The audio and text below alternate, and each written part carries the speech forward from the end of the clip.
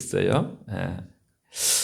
그것을 이제 다루고 있어요. 사도 바울이 살던 이 본문이 있는 시대가 어떤 시대였어요?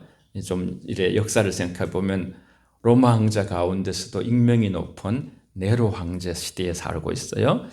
그리스도인들은 로마 정부에 대해서 이렇게 그리스도가 아직 그때 개종한 그리스도인들이 아직 뭐 이렇게 진리가 정착이 되지 않았어요. 그래서 보니까 너무 성경적으로 안 맞아요.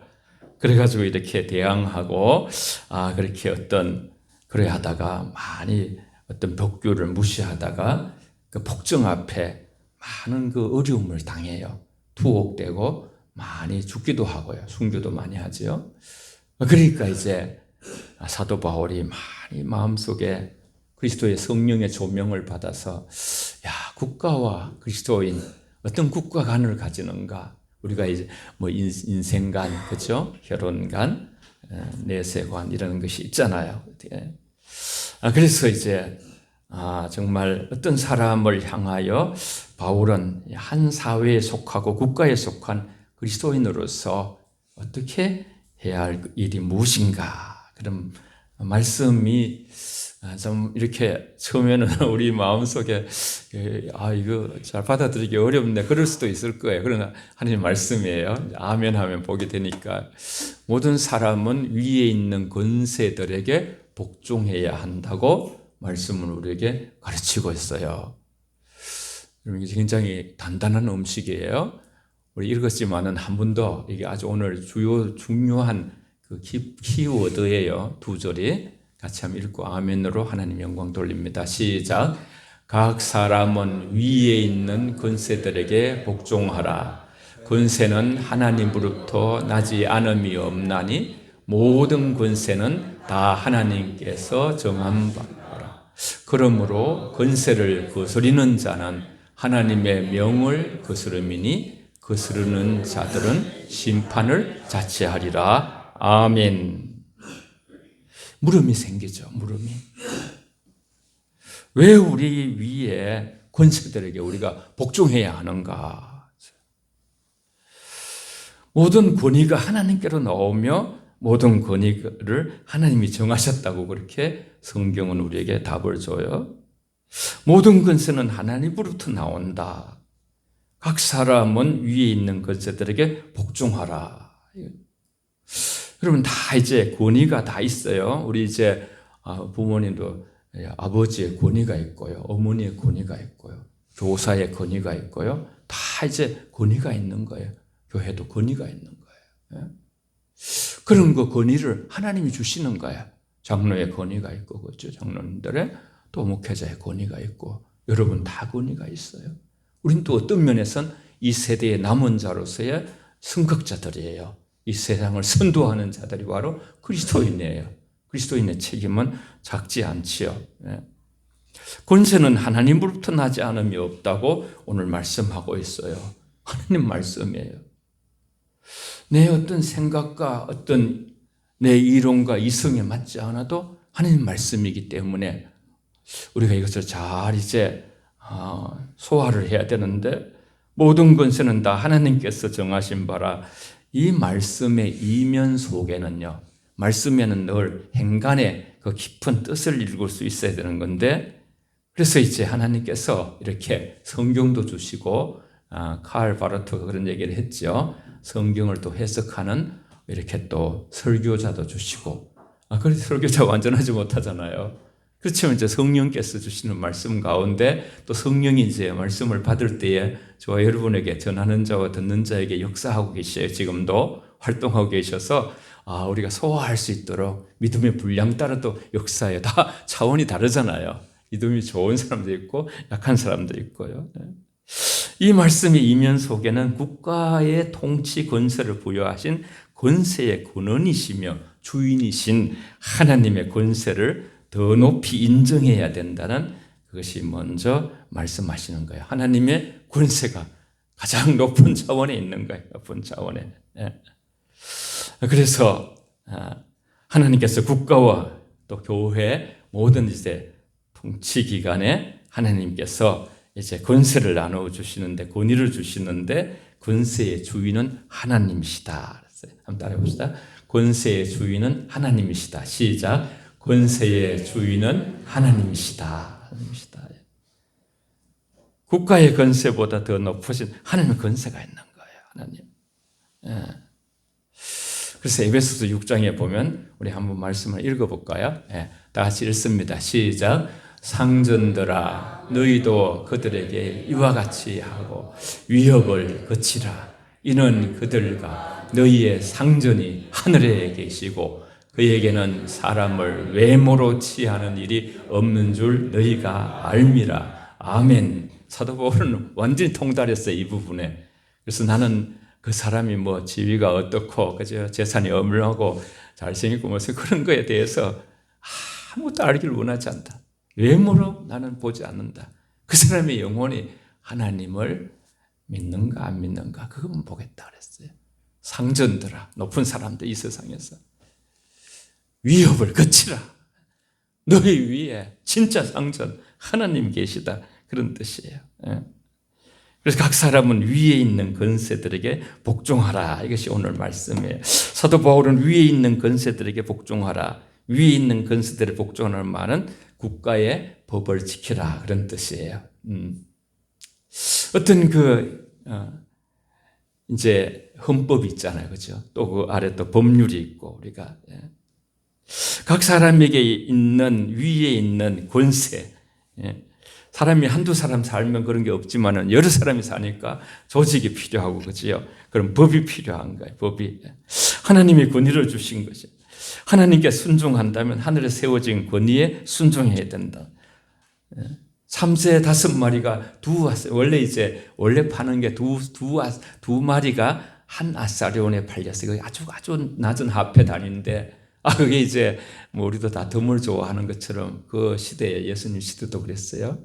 한 마리를 끼워가지고 5마리가 두 아사리온에 팔리는 것도 하나님의 허락이 없이는 안 된다 그랬어요. 참새가 떨어지는 거. 아무리 뭐 포수가 참새 쏘안다 해도 다 모든 역사들이 그 뒤에 배후에 보이지 않지만 하나님께서 허락할 때 가능하다. 욥기도 보면 욥이 그죠. 하나님께서 허락함으로써 그 단계에 따라서 처음에는 이제 재산을 사단이 막 재산 한번 없애보세요. 많이 주니까 하나님 잘 믿지요. 재산 다 가져가. 그 다음에 또 자녀들 다 이렇게 10자녀를 그죠. 너무너무 아프죠. 그리고 또 이제 욥의 그 질병을 그죠. 그냥 그 허락을 해달라고. 그래도 하나님께서 그래도 욥은 안 변한다. 하나님이 막 욥을 보라 그래. 마지막에 하나님께서 그래도 영혼을 해칠 수는 없다. 하나님의 허락을 통해서 그런 과정들을 거치는 걸 볼 수 있어요.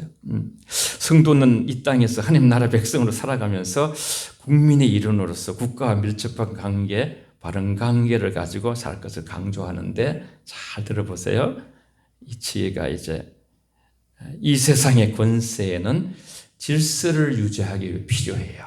국가라는 거 지금 뭐 5천만 이렇게 살아갈 때 그죠. 권위가 무너지면 국가의 질서도 사회의 질서도 가정의 질서도 공동체의 질서도 무너지는 거예요. 막 그냥 모든 권위에 저보다 훨씬 더 훌륭하신 여러분이 훌륭한 분이시지만은요. 그랬더니 목사라는 이 외적인 내적인 권위 때문에 말씀을 듣고 있잖아요, 그죠? 근데 막 주일날 왔는데 예. 목사 내려오시오. 내가 설교하겠다고 막 저 모두가 막 그냥 이 강대상으로 올라오시면 뭐 교회가 막 안 되는 거예요. 예를 들어서 쉬운 예를 들어 질서가 무너져. 하나님은 질서의 하나님이시. 그러므로 하나님께서 창조하신 모든 우주와 자연에 질서가 있게 아름다움을 유지할 수 있는 것이죠. 질서를 무너뜨리고 파괴하는 것을 가만히 보세요, 여러분. 우리 창세기에 보면 창세기 1장에 땅이 혼돈하고 공허하여 흑암이 깊은 위에 있고, 근데 수면에 성령이 운행하시면서 카오스, 혼돈의 상태가 질서의 상태로 바뀌는 거예요. 질서의 상태로.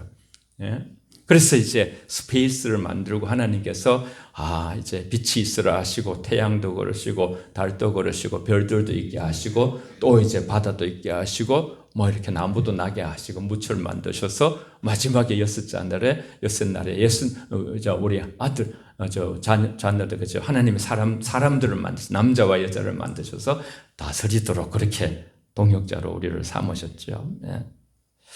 그래서 이 참 질서를 지키지 않을 때 국가라면 그죠 법률과 어떤 헌법을 가장 위에 헌법이 있잖아요.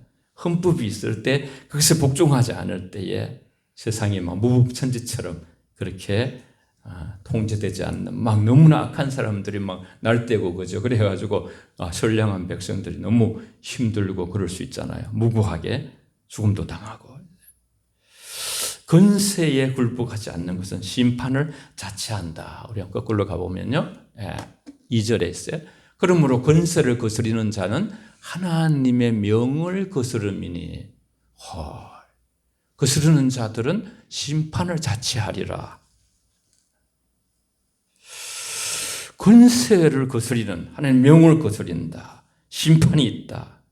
권위는 하나님의 난 것이다. 이렇게 말씀하셨죠. 1절에서. 권위를 주신 분이 하나님이시죠. 권위를 거스리면 하나님의 명을 거스리는 것이라고 그렇게 전개하고 있죠. 말씀이. 이 하나님께서 주신 권세를 굴복하지 않은 경우 하나님의 명령을 어기는 것이 되기에 하나님의 심판을 받아야 한다는 말씀이죠. 그래서 요한복음 19장 11절에서 예수님은 로마의 권위에 순종했어요. 로마 법에 순종했어요.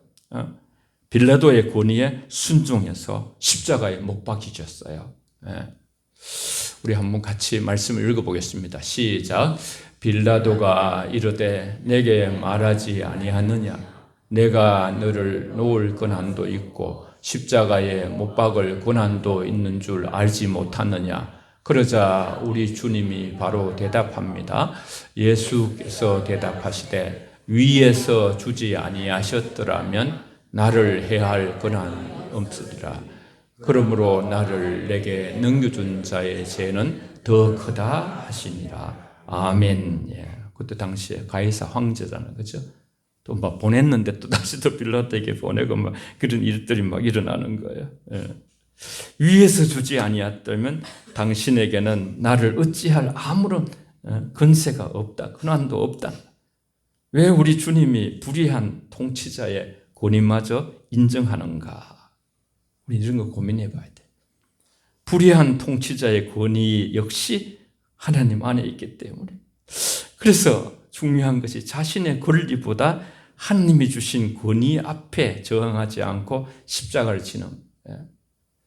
직장을 이렇게 우리 칼빈 있잖아요. 칼빈의 그 교리, 칼빈 우리의 그 직업 소명이라고 그 말씀을 많이 해요. 직장 들어갔는데 막 상관이 굉장히 막 너무 하나님 뜻에 안 맞고 어려운 사람이 있을 수도 있어요.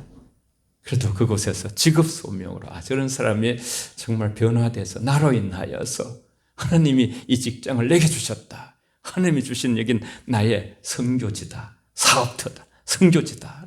그런 마음으로 기도하면서 내 주변의 사람들을 복음으로 인도하는 그런 어떤 거죠. 역사적으로 보면 얼마나 구약에 보면 그죠. 위에 북이스라엘, 남유다, 열왕기서는 10이 아니라 그랬죠. 왕을 열교한 대충 하면요. 위에 북이스라엘 20명 정도 가까이 정확하지는 않지만 대충 하면 밑에 20명 정도 그 왕 중에요. 불의한 왕이 더 많아요. 악한 왕이 더 많아요. 선한 왕보다 숫자를 세보면요. 그런 사람들이 등장하면서 역사가 흘러가고 있는 거예요. 그래서 그 통치하는 자들은 또 어떤 자들인가? 그들은 바로 다스리는 자로서 심부름꾼이에요. 심부름꾼. 정말 이런 어떤 본문의 해석을 아마 통치자로 이렇게 나온 그죠? 대통령 후보자들도 한번 이런 성경을 봤으면 성경은 모든 믿는 자와 안 믿는 자 모두에게 다 지배되는 하나님의 변하지 않는 진리에 변하지 않는 진리. 다스리는 자들은 선한 일에 대하여 두려움이 되지 않고 악한 일에 대하여 되나니 내가 권세를 두려워하지 아니하느냐 선을 행하라 그리하면 그에게 칭찬을 받으리라. 그는 하나님의 사역자가 되어 내게 선을 베풀 자니라. 그러나 내가 악을 행하거든 두려워하라. 그가 공연히 칼을 가지지 아니하였으니 곧 하나님의 사역자가 되어 악을 행하는 자에게 진노하심을 따라 보응하는 자니라. 여러분, 굉장히 평소에 잘 보이지 않던 구절이 있죠. 그 두 번이나 4절에 보면 그는 하나님의 사역자가, 다스리는 자들, 그는 하나님의 사역자들.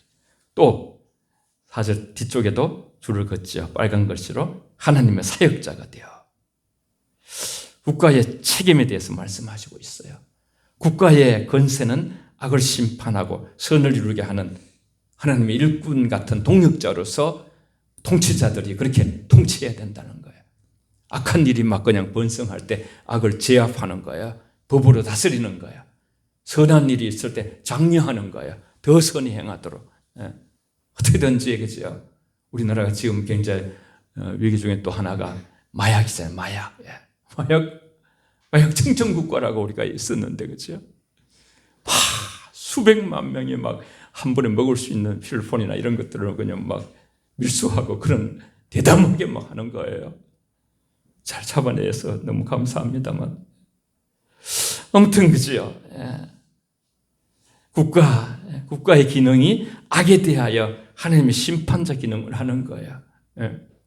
어떨 때 보면 구약을 보시면 여러분, 우리 거울로 삼으라 했는데 이스라엘 백성들이 악하게 하나님을 멀리하고 완전히 그냥 우상을 섬기고 하나님도 점점 말씀 안 들으려고 하고 할 때 하나님이 바벨론, 아수르, 다른 민족을 통해서 하나님의 백성들을 이렇게 악을 심판하면서 때로는 바벨론의 70년이라는 긴 세월의 그 속에서 이제 훈련받고 다시 새 사람이 되기를, 역사 중에 보면 제일 큰 심판 중에 또 하나가 창세기 6장에 보면 물의 심판이 있어요. 노아의 8식구 외에, 짐승 이렇게 암수 외에는 다 썰어버리면서 기식 있는 것들을 물로 썰어버려요.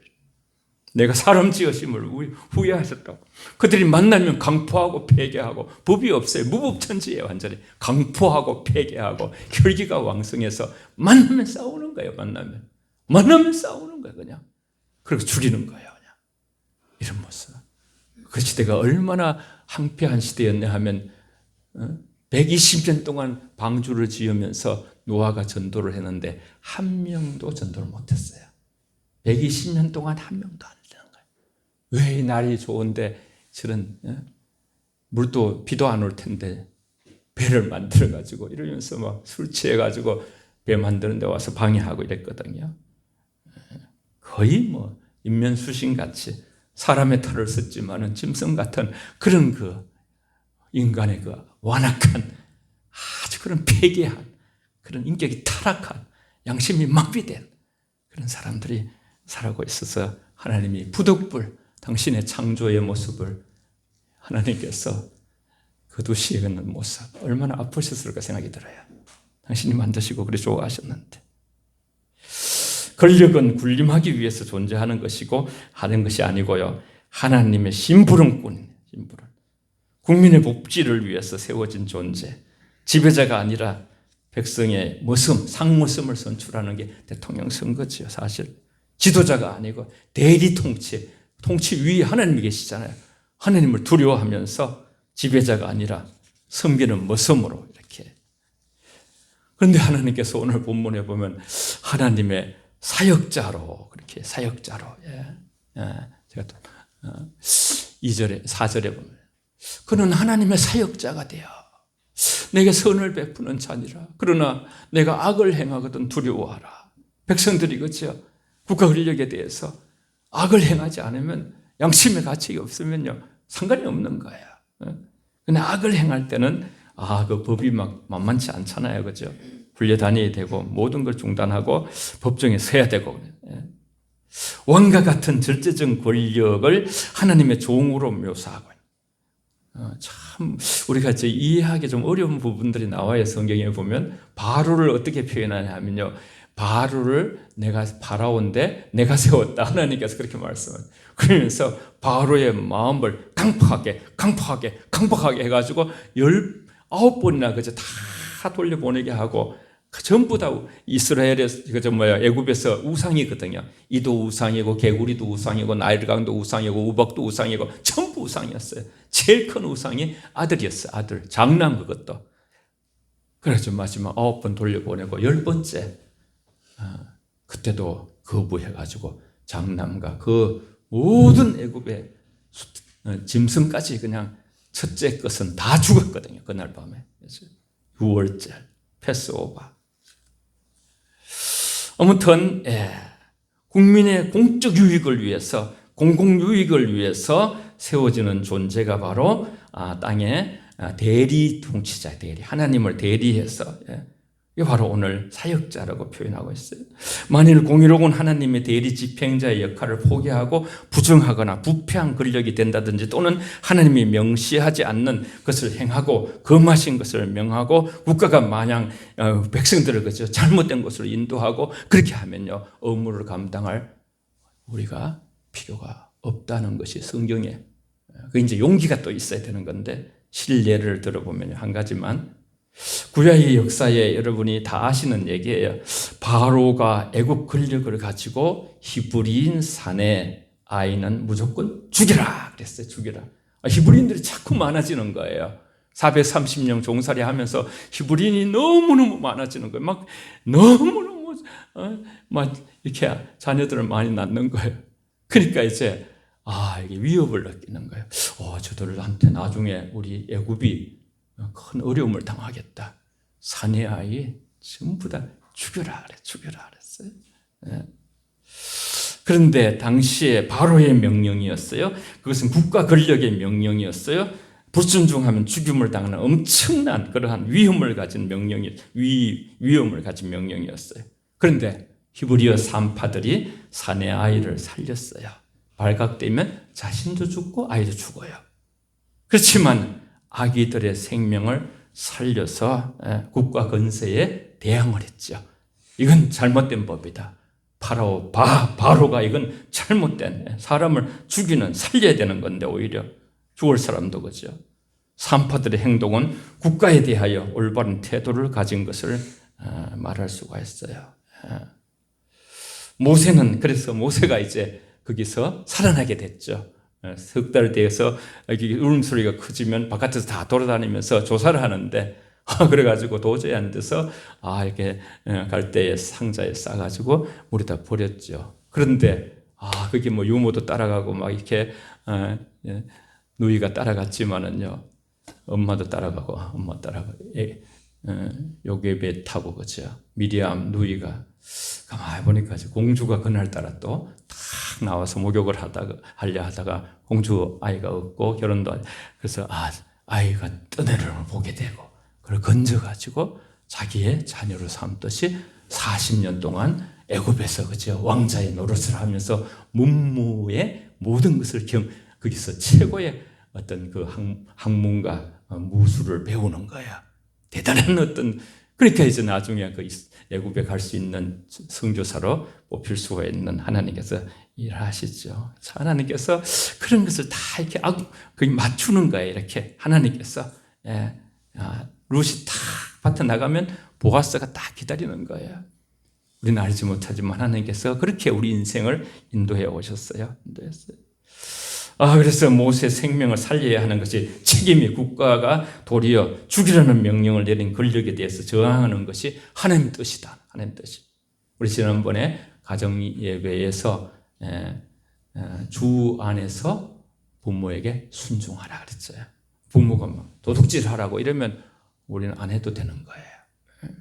국가라는 그 힘이 크지만 여러분. 통치자는 백성에게 유익을 주려고 일하는 하나님의 일꾼이라고 생각하시면 되죠. 오늘 성경에서 그렇게 해석하고 있어요. 백성들은 각자가 나쁜 일을 저지를 땐 두려워해야 하지만은 왜냐하면 국가는 어떤 공연이 칼을 차고 있는 거나 마찬가지거든요. 칼은 그냥 검사 무슨 거죠? 막 재판, 판사 막 이런 그런 걸 다 가지고 있잖아요. 그는 하나님의 일꾼으로서 나쁜 일을 하는 자에게는 하나님의 진노를 대신해서 집행, 하나님 내려오셔가지고 막 이 일을 직접 하시면요, 하나님 보면 다 죽어요, 사람이. 그러니까 이제 하나님께서 대리인으로서, 다 하나님 전부 다 대리예요, 우리는 동역자로서. 그러므로 진노를 두려워할 뿐 아니라 양심을 생각해서라도 복종해야 한다. 다스리는 자는 공의를 추구해야 되고, 하나님의 공법과 공의가 이루어지도록 더 이렇게 앞서야 되죠. 백성보다, 국민보다 못한 지도자가 돼서는 안 되죠. 국민보다 한 반발적이라도 더 볼 수 있고, 그죠? 성전 지명이 있고, 도덕적으로도 깨끗하고, 뭐 그런 어떤 것을 요구하잖아요, 우리 백성들이요. 예.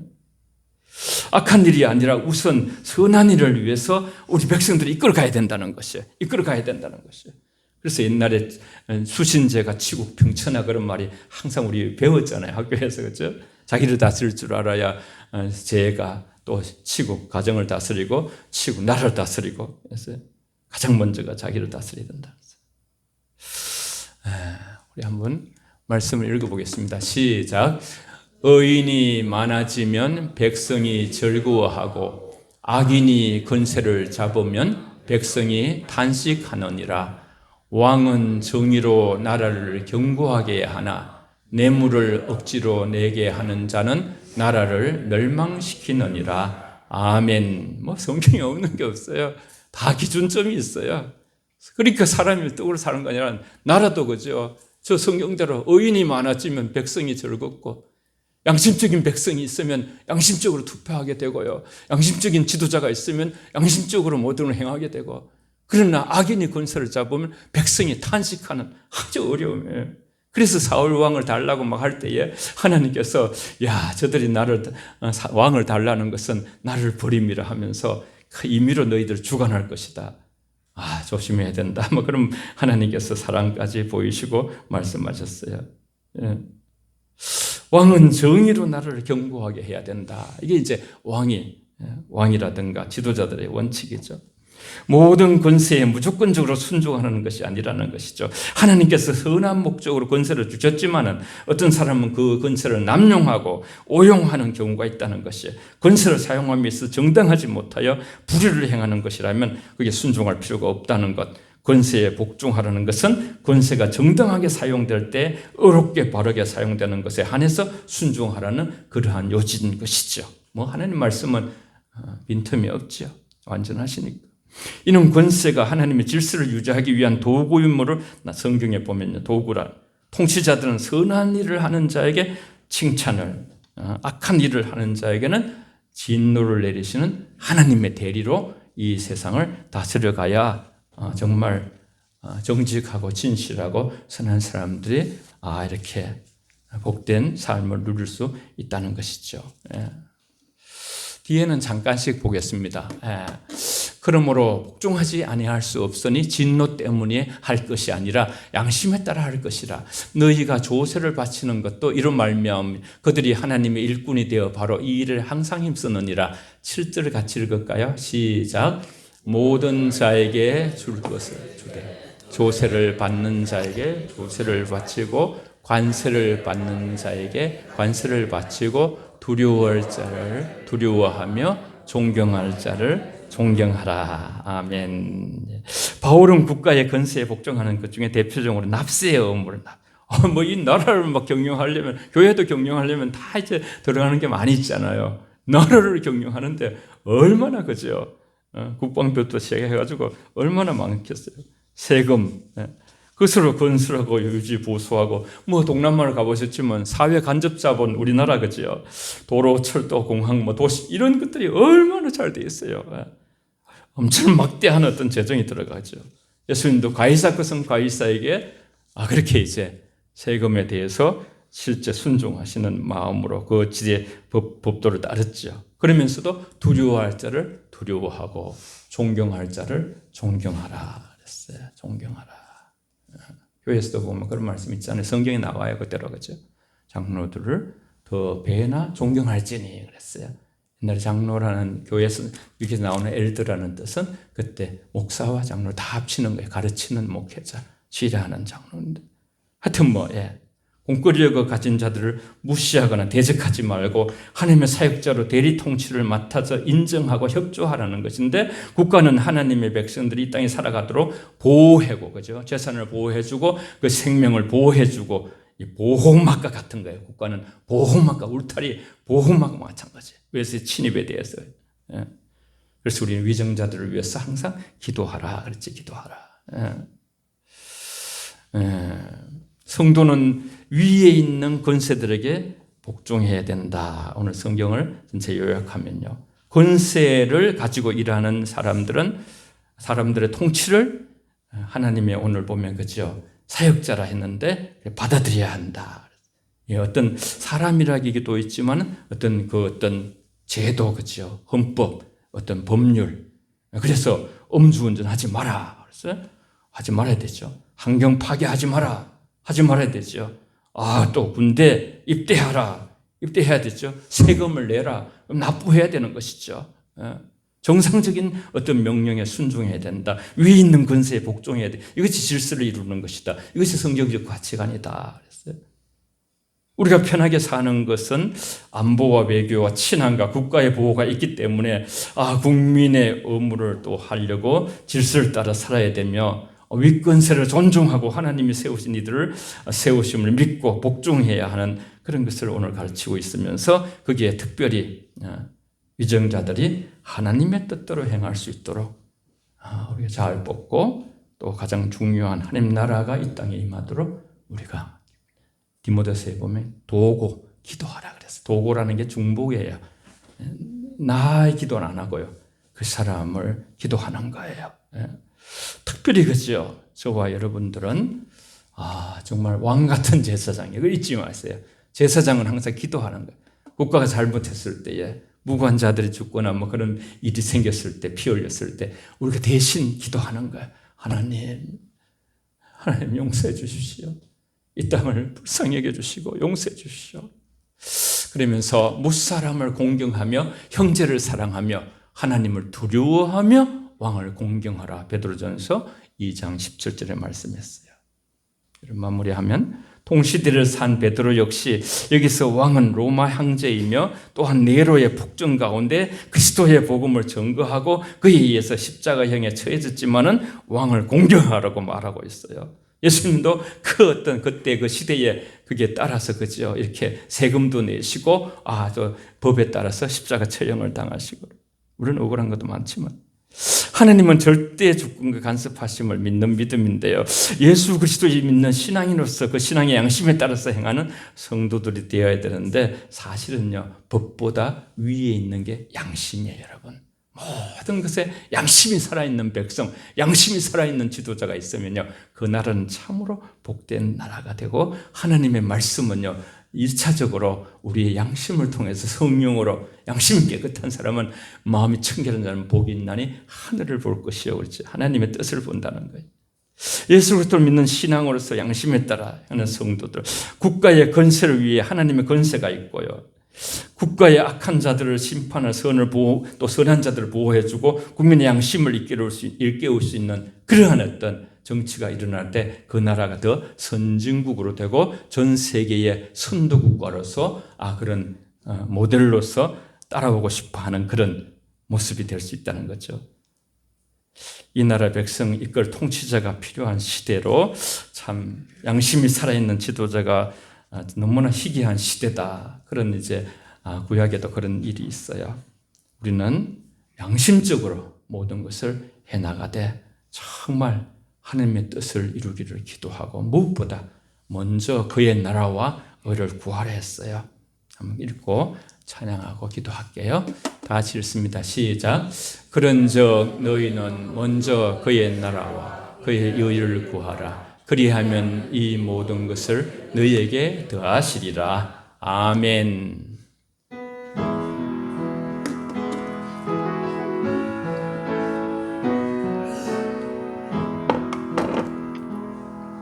우리 함께 기도해.